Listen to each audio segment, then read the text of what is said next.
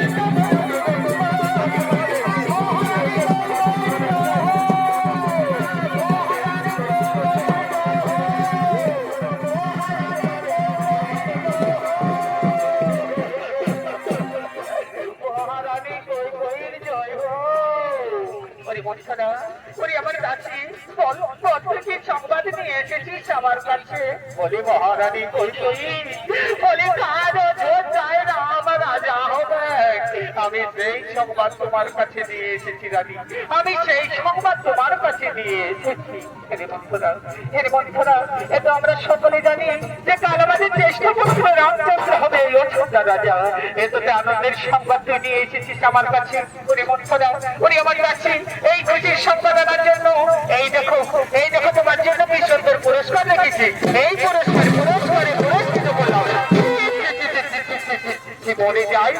মরে যায় এগো বাবা শিকাচ্ছি যেতে কিনা তোমাদেরকে বলছি রে বাবারা বলি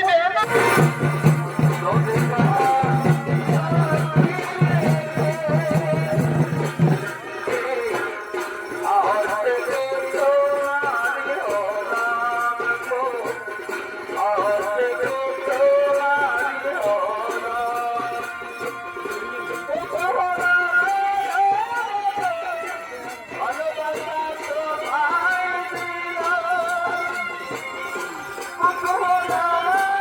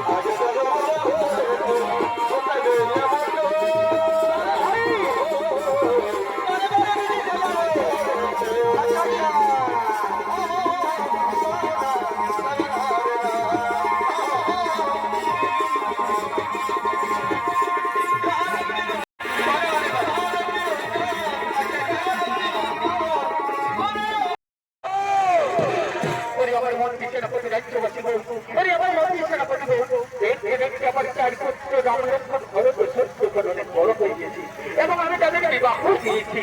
তাই আমার মন দিতে না বলিব, আজ আমি মনে মনে মনস্থির করেছি বংশের পূর্বপুরুষের নেই আমি আমার দেশ সমুদ্র রাজচন্দ্র রাজা করে আমি রাজবংশে সন্ন্যাস গ্রহণ করতে যাই। তোমাদের কি মতামত তোমরা আমার কাছে প্রকাশ করো ভাই।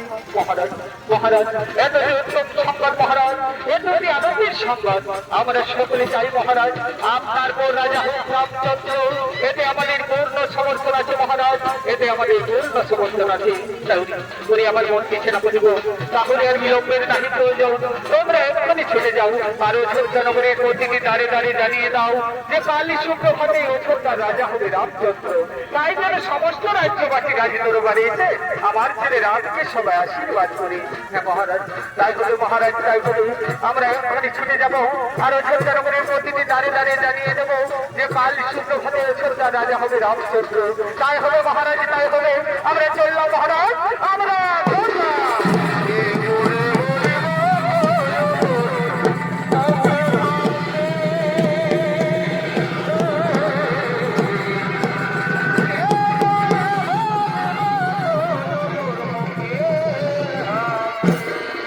ভাষাটা বুঝতে পারছো?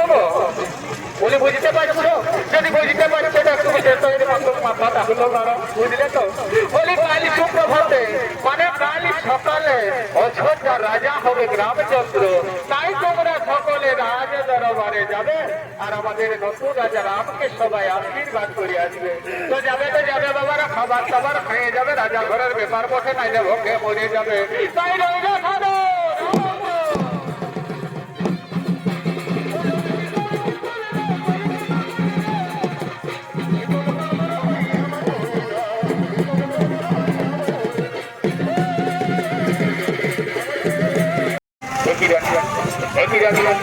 আজ তুমি সিংহাসনে ছেড়ে মাটিতে পড়ে রয়েছে কেন?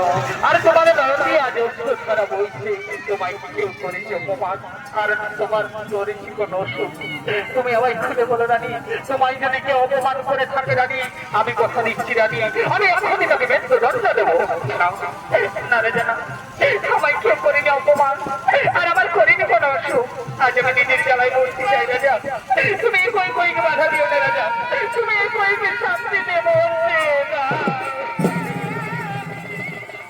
না রানী না, আমি তোমাকে মরতে দেবো না, কারণ তুমি হলে আমার নয়নের মণি। বলো রানী বলো, তুমি কেন এইভাবে আমার সাথে কথা বলছো? আজ তুমি আমার কাছ থেকে যা চাইবে আমি তোমাকে তাই দেবো। বলো রানী বলো, তুমি আমার কাছ থেকে কি চাও? দেবো রাজা, আমি তোমার কাছ থেকে যা চাইবো আর তুমি আমাকে তাই দেবে। যদি আমায় দেবে রাজা, তাহলে তুমি প্রথমে আমার সাথে প্রতিজ্ঞাবদ্ধ করো। কি বললে রানী?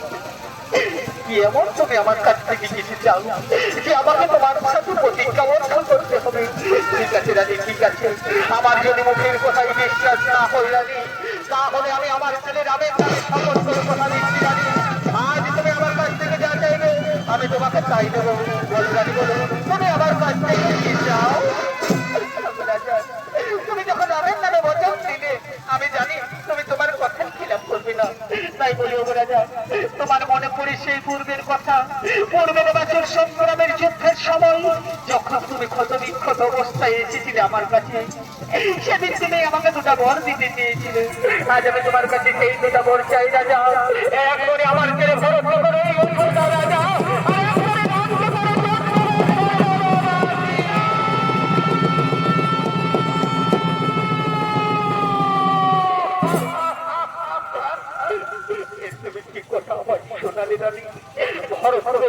রাজা আমার রামের খুবই 14 বৎসর বনবাস।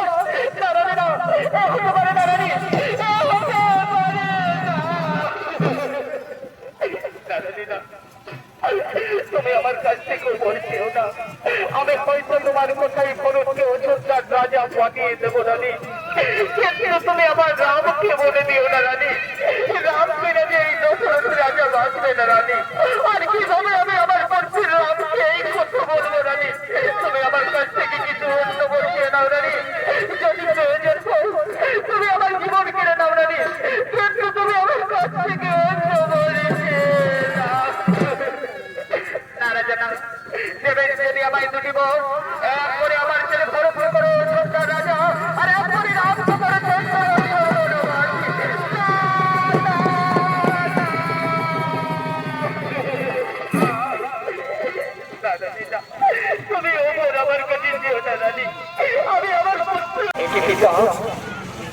তুমি সিংহাসন ছেড়ে এইভাবে মাটিতে পড়ে রয়েছে কেন?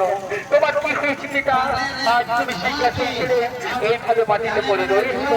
ওগো মাতা, ওগো মাতা, আমার পিতা কি হয়েছে মা? আজ আমার পিতা এইভাবে মাটিতে পড়ে রয়েছে কেন? আজ আমার পিতা আমার সাথে কথা বলছে না কেন? হরিরাম, তোর জন্য তোর পিতার এই দশা হয়েছে। তোর পিতার কাছে আমি দুটো বর চেয়েছি, আর সেই দুটো বর দিতে পারছে না বলে তোর পিতা এইভাবে মাটিতে পড়ে রয়েছে। কি বললে মা?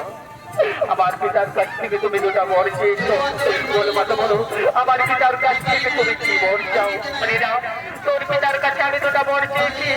এক করে আমার ছেলে ভরতকে করতে হবে অযোধ্যা রাজা, আর এক করে তুমি হবে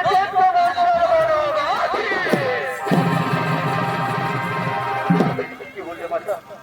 এই জন্য আমার পিতা মাটিতে পড়ে রয়েছে।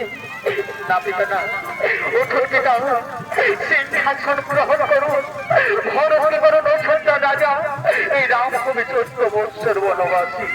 ওগো পিতা, আজ আমি পরম সৌভাগ্যপুত্র পিতা, যে আজ আমি আমার পিতা ঋণ শোধ করার জন্য চলে যাবো 14 বৎসর বনবাসী। বিদায় পিতা, তবে তোরে নিজে না আমার শতকোটি প্রণাম পিতা, তবে তোরে নিজে না আমার শতকোটি প্রণাম। ওগো মাতা, আমি বনবাসী চলেই যাচ্ছি মাতা, আমি বনবাসী চলে যাচ্ছি মাতা, প্রণাম মাতা, তবে তোরে নিজে না আমার শতকোটি প্রণাম গ্রহণ করুন। বিদায় পিতা, বিদায় মাতা, বিদায় ছোটবাসী, তোমরা আমাদের বিদায় দাও।